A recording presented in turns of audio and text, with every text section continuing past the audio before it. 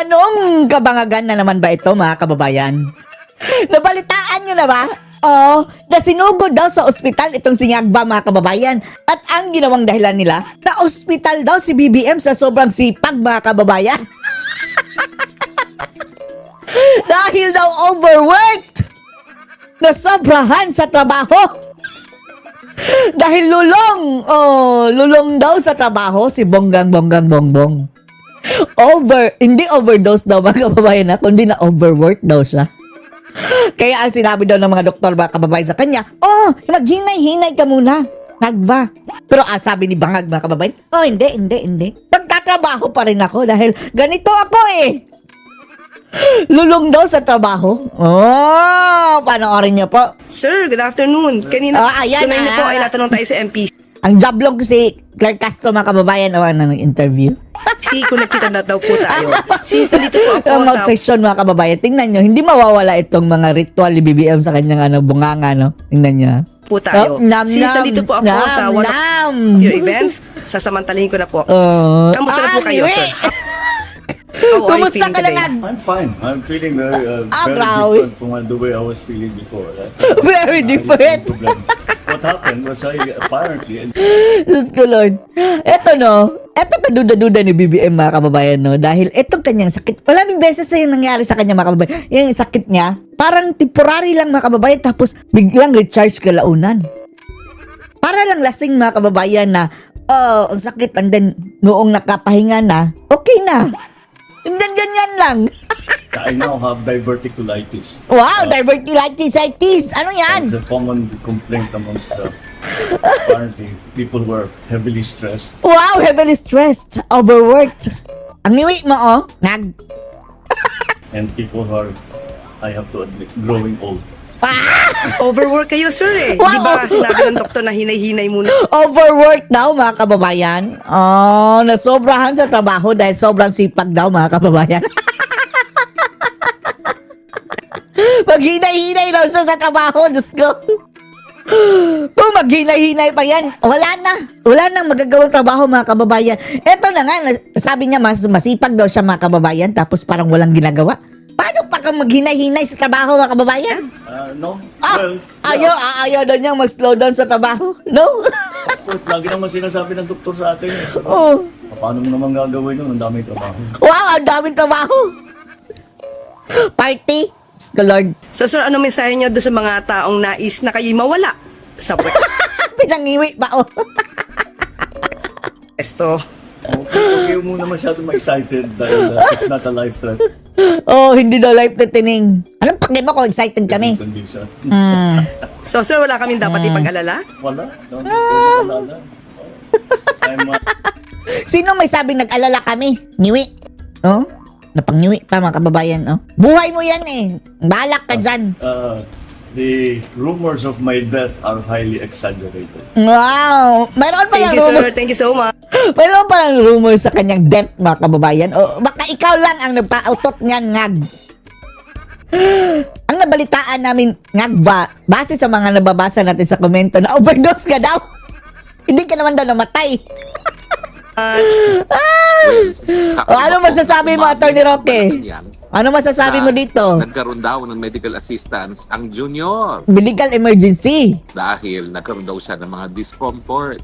Ayan na. Discomfort sa kanyang Kaya mga naman, katawan. Nakasaad po yan sa Biblia, ha? Ang ating mga katawan ay templo ng Panginoon. At ang mga hindi nag-aalaga sa ating mga katawan na templo ng Panginoon ay pinarurusahan. Ayan, naparusahan na siguro. Sabing magbisyo siya. Ayan, dapat sabihin na niya, pinaalalahanan na siya ng kanyang kapatid na siguro panahon na bigyan niya ng prioridad ang kanyang kalusugan. Dahil alam niyo talaga, yung paggamit ng cocaine at iba pang mga pinagbabawal na gamot, kaya po yung pinagbabawal, unang-una, dahil yan po ay nakakasira sa ating katawan na templo ng Panginoon.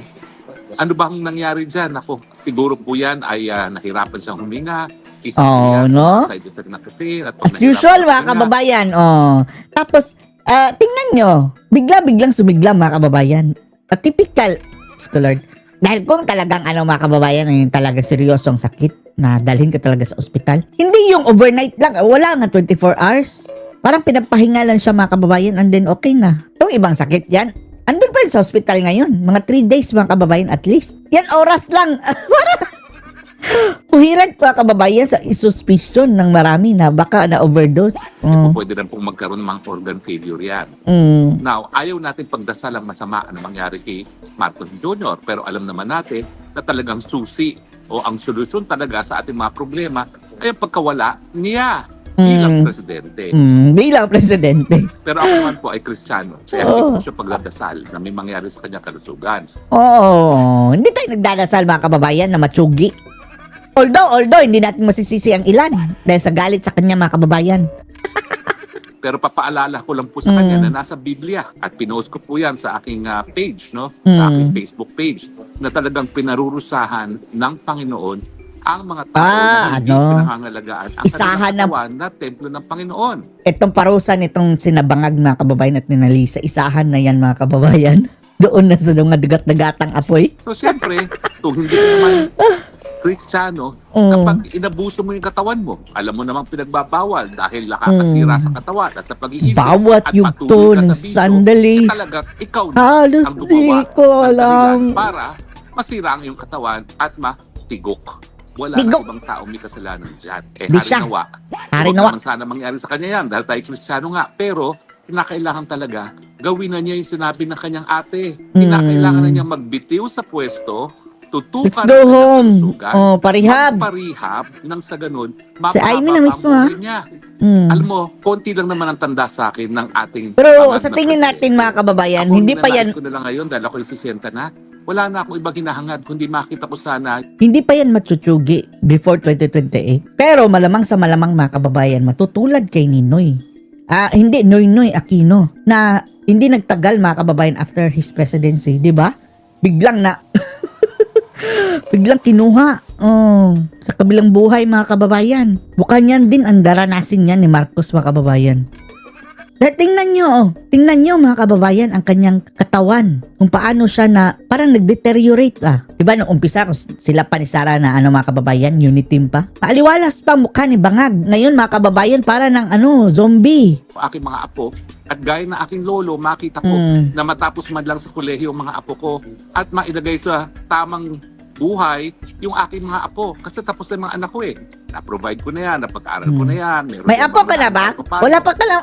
Bata pa man na anak ito. Yung buhay na tinamasa ko dahil ang lolo ko ay sinigurado na kami magkakaroon ng komportableng buhay, yan din ang mabigay ko sa aking mga apo. Abay, kung ako siya, mag-60 na siya. Wala pa nga siya daw apo. Tutupakin na lang yan na mapahaba ang buhay ng mga Ang sabi ni Admiral mga kababayan, gusto pa niyang, gusto na daw niya makitang, magkaapo. Baka ikaw pa nga ang magkaanak. Pwede pa bang manganak yan sa Admiral mga kababayan? Oo. Hindi overdose overage ka. Kita ko mga anak ng aking mga anak dahil alam mo naman ang katotohanan yan, nung tayo nagkaroon ng anak, masyado tayong busy nagtrabaho. Bagamat ito namang si Marcos Jr. dahil nagtrabaho sa buong buhay niya. Pakasarap meron yan siyang gintong kutsara sa kanyang bibig. No? Pero kahit papano, Golden spoon. naniniwala naman ako na gaya ng lahat, nais niyang mapipisil-pisil ang mga pisngi ng kanyang mga apo. Kaya po pwede ba, Marcos Jr., sundin mo na si Manang Amy? Ay, nako. Para humaba. At least humaba pa yung buhay. Hindi ang sungay. Sige na, ibigay mo na ang pagiging presidente kay BP Sara. Dahil ikaw, pinili mo naman si BP Sara, hindi lang dahil ikaw ay Layas na nga, layas. Na alam mo na kinakailangan ng suporta ng Mindanao at Visayas para manalo ka at matalo si Lenny. Pero at the same time, alam mo rin, kaya ni BP Sara ang pagiging presidente.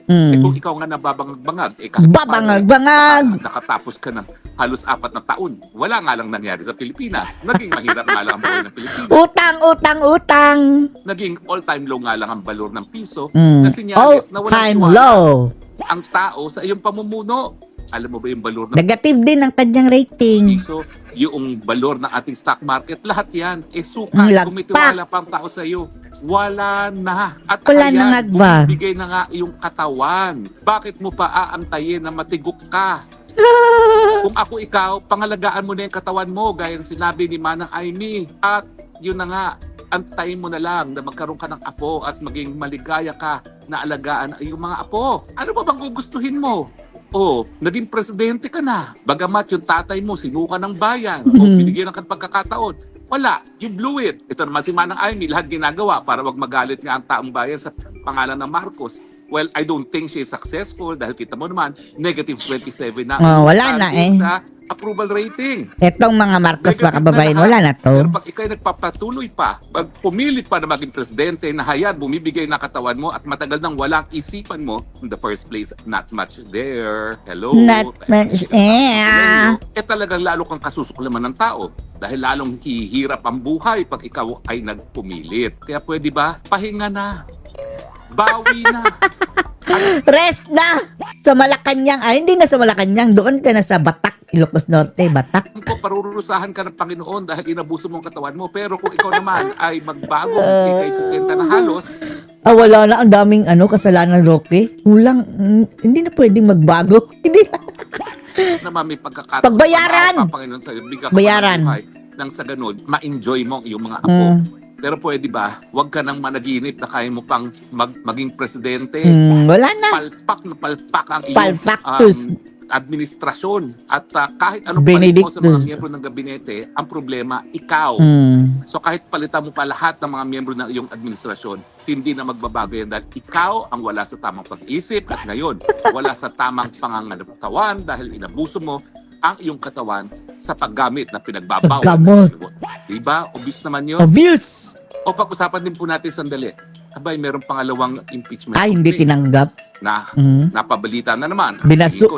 Hindi tinanggap dahil andun daw sa ibang bansa yung si mga kababayan, Reginald Velasco, Si Lord. Congressman na Pulong Duterte, and I agreed na yung unang impeachment complaint laban dito kay bangag na presidente ay kaduda-duda dahil ito ay hinain ng isang tao na nagdepensa kay First Lady. So sa akin naman, bakit naman gagawin yun na isang abogado na nagdepensa sa asawa mismo ng presidente? Bakit niya pa i-impeach ang presidente? At siyempre, yung nag-endorso, malapit na malapit sa isang kaalyado rin ng mga Marcoses, no, na taga-probinsya ko. Yung party list ng mga Garcia ng Bataan. So ngayon, nagkaroon ng pangalawang impeachment complaint. Ngayon, in fairness, di pa nababasa. Pero sigurado ako na kung sino man ang nasa likod ng impeachment complaint, wala yung kinalaman sa mga Marcoses. So chances are, itong panibagong impeachment complaint, honest to goodness. Kaya ayaw ngayon tanggapin ng Kamara. Ayaw tanggapin, no? Ang huhudas, mga kababayan.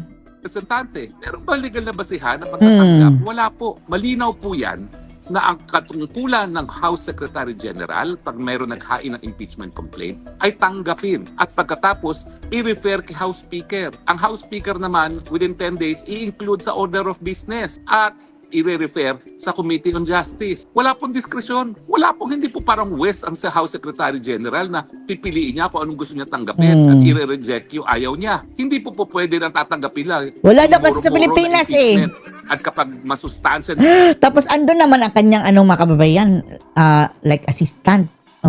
Ay tao. impeachment, hindi nakatatanggapin. Yan po yung labag sa saligang batas. Talagang Wala pinagplanuhan pong yan nila. kapangyarihan.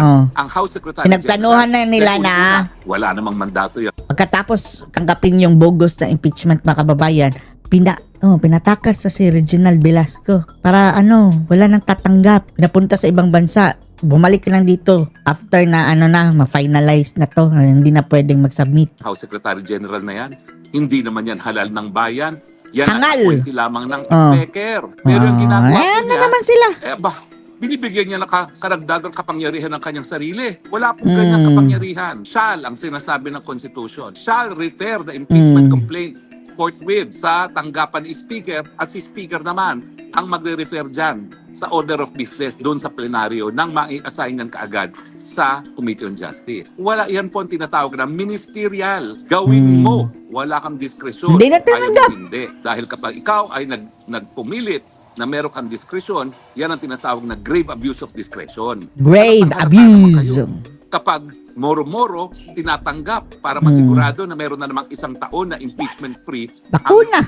ang ating bangag na presidente. Pasensya na kayo ha, may nagsabi sa akin na huwag mo naman tawaging bangag. Ano tatawag ko sa kanya? Yungag. Kapatid niya, nakumpirma na parang siya. Ang dating presidente Duterte, Batukan natin yan, mga kababayan. Sabi nga, huwag nyo tawaging bangag. Kasing bangag nyo ka rin. Bangag. Batukan natin yan. Anong pakin nyo kung tawagin namin bangag? sinabi bangag siya. Si Agent Morales, sinabi, bangag siya. Mm. Ayon sa isang Si confidential Tatay Digong ang nagsabi, siya na nga ang nagbinyag niyan. agent. Si Cathy Binag, sinabi, bangag siya. E ba't hindi pa natin siya tawagin bangag? Eh talaga namang yan ay katanggap-tanggap na sa lahat, di ba? Kundi sana kung hindi yan pinatutuhanan ni Amy Marcos. Eh pinatutuhanan naman, di ba? So sa amin Talaga? po, mali po yung ginagawa ng House Secretary General. At kapag tinanggap po yan, at for the same time, hindi po barred ang second complaint. Yan po yung desisyon ng Korte sa Francisco. Kaya lang naman na bar na itong pang-apat na complaint dito sa desisyon naman dito sa Vice Duterte versus sa House of Representatives dahil nga po Lampas sa 10 days. hindi tinanggap ang tatlo pero ang sinasabi hindi raw yun na-file. Hindi. Yan po ay deemed accepted but rejected. Kaya nga po yung pang-apat is barred. Pero ito po, dahil hindi pa naman po in session ang Congress, naisang pa yan, dapat yan makaparating kay Speaker, pero i-refer po kaagad yan pag nag-resume na ang Congress from the Sa recess. Lunes daw. Pag yan ay na-refer at the same time, hindi po barred ang second impeachment complaint. Kaya naman, ayaw nilang ipatanggap. Dahil alam nila na kapag merong sustansya yung second complaint at kapag hindi moro-moro yung mga nagpapan ng Sustansya. second complaint, kinakailangan umusad ang proseso ng impeachment. Whether that we have the numbers, hindi po natin alam yan. Dahil ang sinasabi ko nga po, talagang ang pulso ng mga politiko pagdating sa pulso ng taong bayan, ako, hindi po sila nagkakamali dyan. At ngayon po, siguro naman, alam nilang basahin, kapag negative 27 na ang approval rating ng Presidente, ibig sabihin, Grabe, no? kiss of death pag pinagtakban mo pa ang Presidente, Kiss negative of- 27 ang kanyang approval rating. Pasensya na kayo, ha? Talagang tingin ko, napaka-importante itong dalawang bagay na diniscuss natin ngayon, na maski ako ay magpapataba na naman, kinailangan Ayun. Oh, ang Ozempic mo, sayang. So ano po pinag-usapan natin? Ay, Oh, nag-Ozempic daw siya mga kababayan, kaya pumayat. Dahil diabetic din siya eh. na po, nangyayari na ang nakasaad sa Biblia, pinarurusahan, umaabuso. Pinarusahan na si ang Ngagba. katawan Dahil ating katawan ay templo ng Diyos. At Sobrang ang aking sipag daw niya eh. friendly advice, bagamat hindi ko Nakakatawa. pinagdadasal na siya ay matuluyan dahil ako po isang Kristiyano, yan naman po ay nasa Biblia. Mm. Yan po ang husga ng Panginoon. Pero may panahon pa para magbago. Ang importante lang, pagbitiw, ibigay ang paging presidente sa kanyang piniling vice president. Pinili naman niya yan, hindi naman niya katunggalian eh. Ginamit pa nga niya, hello, magpagaling. Nang sa ganun, ma-enjoy naman niya ang kanyang mga apo. At pagdating naman po dito sa pangalawang impeachment complaint, ako, halatang halata, Sec-Gen, na kapag di mo tinanggap yan, ang tinatanggap mo lang ay yung mga muro-murong impeachment. Dahil pag tinanggap mo yan, Moro-moro. mare-refer yan at the same time dun sa first impeachment complaint at yan ay hindi ipinagbabawal ng saligang batas. Yan na rin ay sang-ayon sa desisyon ng aking kaso mismo na inargue sa Korte Suprema, ang Francisco versus House of Representatives. Anong masasabi niyo dito mga kababayan? Post your comments below.